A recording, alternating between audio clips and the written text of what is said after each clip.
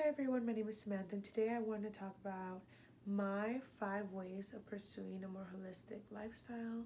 And right off the bat, I do want to add that in no way, shape, or form am I an expert in this matter or a professional of any sort. Everything that I do state and mention in this video today is all from my own personal experience, my own testimony, if you will. Um, and it's something that I've decided to recently apply to my life.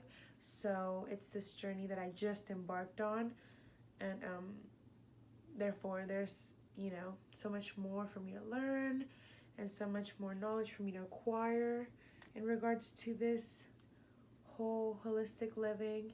And like I said, everything that I mentioned today is something that I've recently learned, and it's through my own pursuit within this lifestyle. And yeah, I didn't know where to begin. Everything just felt so new to me. I didn't even know what holistic living was. I just knew that I wanted something different. So it all started with fitness and nutrition, and I began to pursue yoga. On top of that, I did start a fitness journey, to gain endurance and strength. But I think yoga was the main foundation of my connectivity with my own self, and my source of motivation. And I guess it became my own way of meditating as well. I, started waking up really early and just began to do yoga. And there's something about being in that Zen state and just giving myself time to think and breathe and relax and get in touch with my thoughts, get in touch with my feelings. Like I said, become self-aware, and just ground myself. It was my grounding technique, and in a way it stabilized my emotions, it stabilized my thoughts, because I just felt like I had given myself that moment, and especially so early in the day, it just felt like there was so much more to live. And that's something that really had that initial impact on me and my lifestyle. And on top of that, I did decide to live a more plant-based lifestyle. So yoga, my plant-based nutrition, health pursued, that went hand in hand with starting off this journey. It was just like, it gave me this power. I felt like from one day to another, I had gained control, I had gained stability, and it made me feel good. So yoga and fitness was the catalyst, per se, of this whole pursuit with this holistic living. And tip number 2, I began to practice affirmations and speaking things into existence. And I know maybe most of you guys may have heard before law of attraction.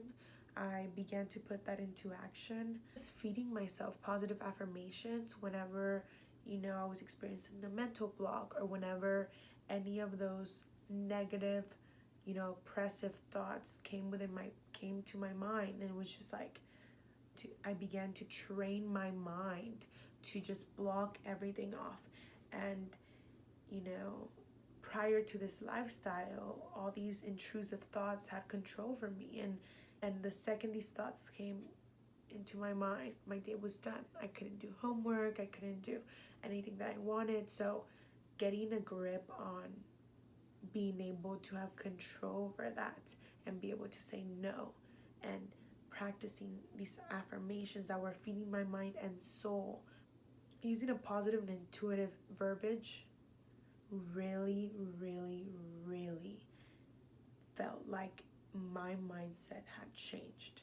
The moment I began to feed my thoughts with positive affirmations and different positive messages, it was like my mind had finally experienced peace. And I realized that all these intrusive thoughts and negative voices in my head, were just a projection of the outside world, and coming into terms with that through these affirmations, and you know, being able to break that negative cycle really allowed me to become more self-aware, and really allowed me to reflect on, you know, my traumas, or, you know, my toxic traits. And but on top of that, it also allowed me to celebrate myself and feel gratitude for, you know, the specific skills I carried within me, and the good things about me, the things that are defined traits. You know, my mind became less cloudy. So I think affirmations was a very, very definite step and in my process of this holistic lifestyle. And tip number 3 is journaling. So on top of my fitness, on top of my nutrition, on top of my affirmations, I then carried on to journaling. I started journaling my fitness goals. I started journaling my grocery list, my desires, my goals, my positive traits. I started processing emotions that I hadn't processed through, you know, writing. And sometimes I would get emotional and just write, you know, experiences that I had or things that I couldn't overcome, and then I would just rip the page, crumble it up, and throw it. And it almost felt like it gave me this sense of release, and it really, really allowed me to dig deeper within myself and find a balance. And it brought my mind up to the same vibrations of my desires. So if my mind was here before journaling and affirmations and my fitness, my nutrition, where I was just like intrusive thoughts, negative and self-doubt and negative thinking, with doing my fitness and nutrition and then affirmations and now journaling, it legitimized my goals, my dreams, my desires. So it really, really enabled me to co-create my reality and move forth, and just trust the universe. So now my 4th tip is focusing and strengthening my intuition. So listening to my gut. Now that I was able to journal, now that I was able to become self-aware, and I was having more control over my life and working out and having control over my health and fitness, like I stated multiple times before. So focusing and strengthening your intuition is very crucial, because not only does it allow you to listen to yourself and hear what you really want, but it saves you from traumatic situations that maybe, you know, your gut was trying to tell you, hey, get out, and you didn't, and so you had to endure, you know, an experience that didn't benefit you at the time. And not that bad experiences are to be avoided, because I think with bad experiences you obtain a lot of learning lessons that, you know, you carry out and you're able to live differently and whatnot. But I think listening to your gut can really, really save you and can really allow you to get in touch with yourself. And that has given me more power, more control, and, you know, has allowed me to say no to things. Whereas before I was just saying yes, yes, yes violently because I didn't know what I wanted, and now I do. And so it allows me to be more in control and in contact with my own self, and be more self-aware and bring clarity to my mind, and, like I said, have more control. To your gut, listening to your intuition is very, very crucial, especially with this holistic living and lifestyle. You know, there's no set rubric to follow. It's more of like what benefits you and what your soul, your mind, your body's trying to tell you. Just having that connectivity with your own self is very, very powerful, very powerful. So this is why strengthening and focusing on your intuition is crucial, because it gives you more than what you could have ever imagined.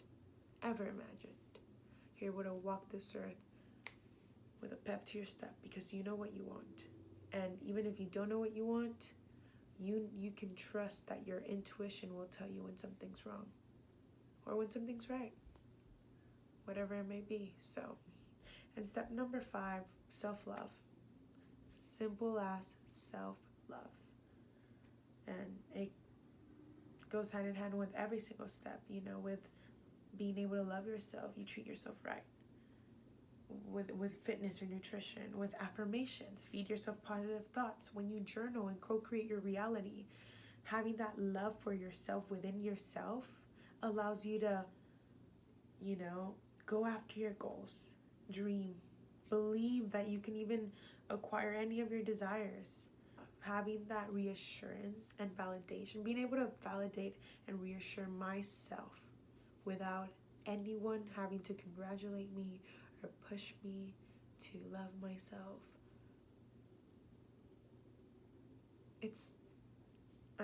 What more could you want? What more could you want?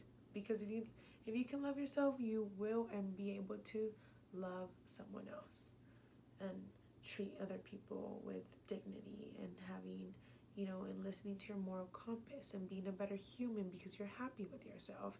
And it allows you to help others. It allows you to help yourself. It allows you to indulge in different communities without, implicit biases or judgment. So, self-love is something that is very, very, very, very prevalent in living a holistic lifestyle. I think if anything, it's the foundation of it all. Even wanting this pursuit of a holistic lifestyle stems from self-love. So yeah, that's basically my quick little snippet of knowledge of, my approach to a holistic lifestyle. And this is, a journey, and I know I have so much more to learn. I know there's so many more tips than just these 5 tips that I've given you today, but I think these tips were very prevalent in my life and I benefited a lot from them.